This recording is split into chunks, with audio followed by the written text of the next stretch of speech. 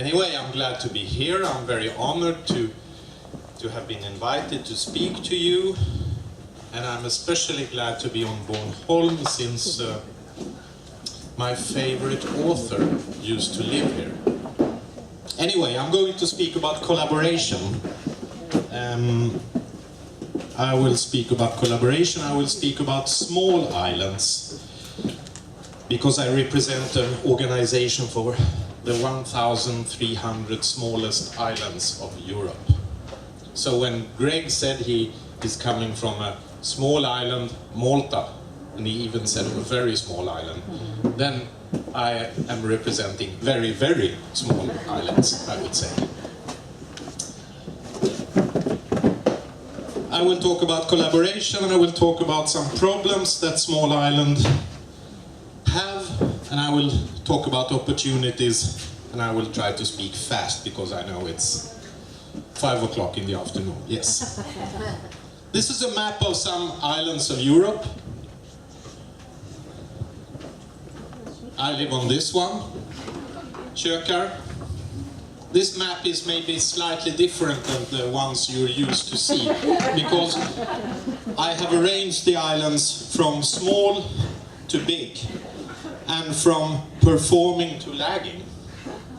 And this is an index based on population indexes, active population in percentage, GDP, age of population. There are 5 numbers behind that, and it was made for the ESPON report. ESPON is an institute within the European Union that makes data on regions, and they made a study of the European islands. This is an atlas of the islands, and I'm very proud to say that my map is in this. So I think it's interesting. It's another way to organize to organize images of islands and societies. Collaboration then. Which one should I use?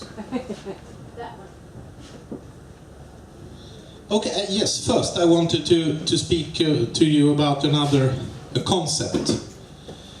I'm talking about very small islands, and I would also like to speak shortly about distances to islands. Greg said that islands are mythical and strange and sometimes not real. It is the distance to an island is not the real distance to an island. The distance to an island is the time it takes to travel to the island. And since we modern people are used to traveling by car at 90 kilometers an hour, if it takes 2.5 hours to get to my small island where I live, you feel that you have traveled 90 plus 90 plus 45 kilometers. So you feel that the island is much farther away than it is in real life. So I replaced Bornholm to show you this. Since it takes 1 hour and 20 minutes to get here, so with 90 kilometers an hour, Bornholm should be there.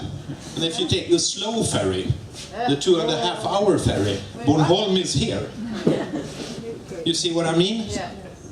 This is the reality for small islands, which are remote by geography, but also because ferries are slow, transports are slow. So people tourists feel that they are in the middle of nowhere, far away from normal life. But we islanders feel that we are sometimes excluded from the mainland, sometimes much farther away. Problems then. This is a cause-effect diagram, a fishbone, Ishikawa.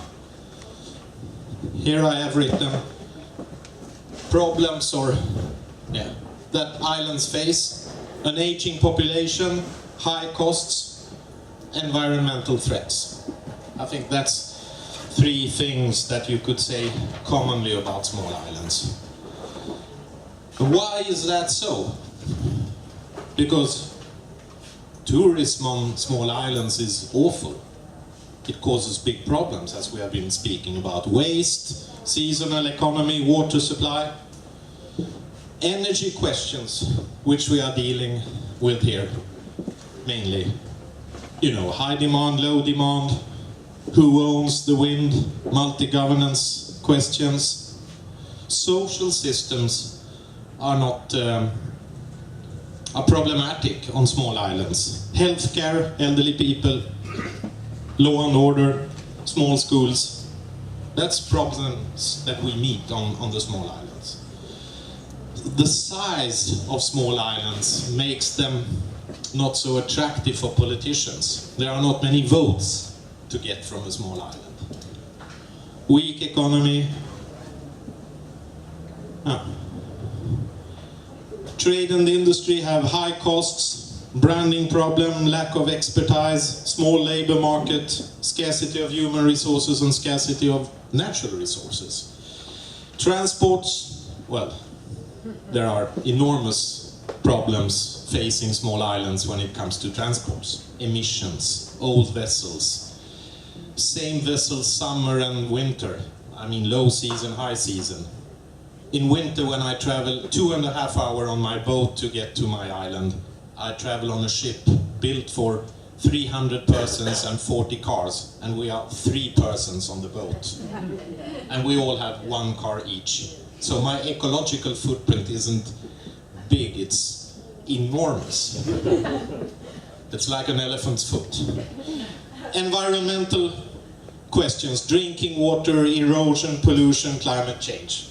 You see, this is a picture of small islands, what we are facing. Here are the solutions. Do I need a mic? Yes. Okay, it's better than yelling. These are perhaps the solutions. I've written collaboration, small-scale technology, and multi-governance. That's another way of collaborating. I'll explain. First, collaboration. Horizontal collaboration. Collaboration between islands, between likes. My organization, the ESIN, has 1,300 islands and some 500,000 islanders in the organization. And we are a lobbying organization, and we are an experience exchanging organization. That's what we do. That's a horizontal collaboration.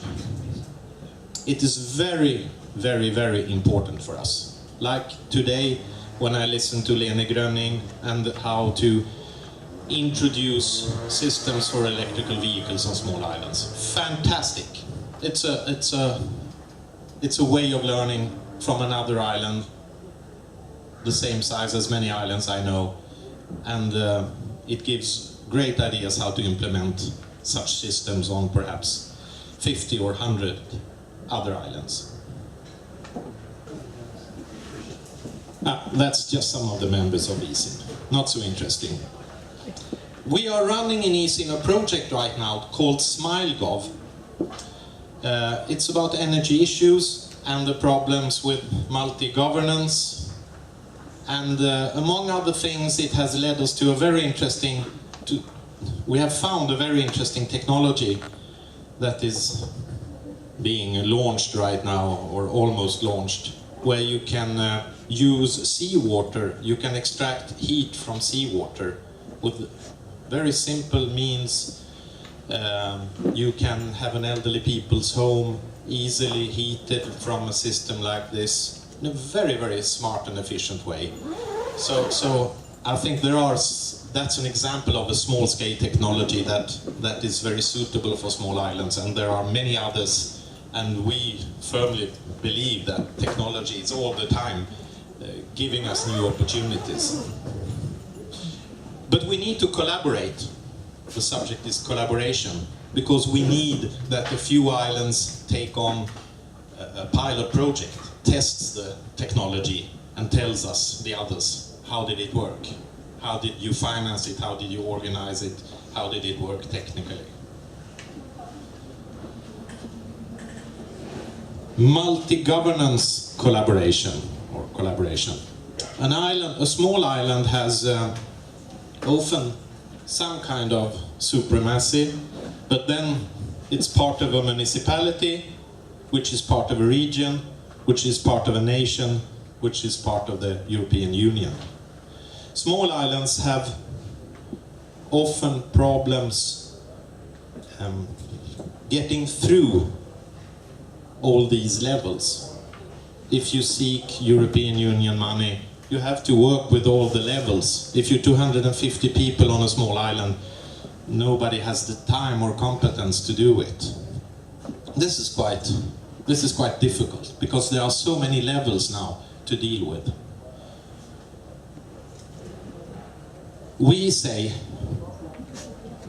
in ESIN that perhaps the most important task that we could take on would be to create a two-way communication system between small islands and Brussels and small islands. Because now sometimes we are heard in Brussels, but islanders don't hear that we were heard, if you see my meaning. It doesn't go back. And we have to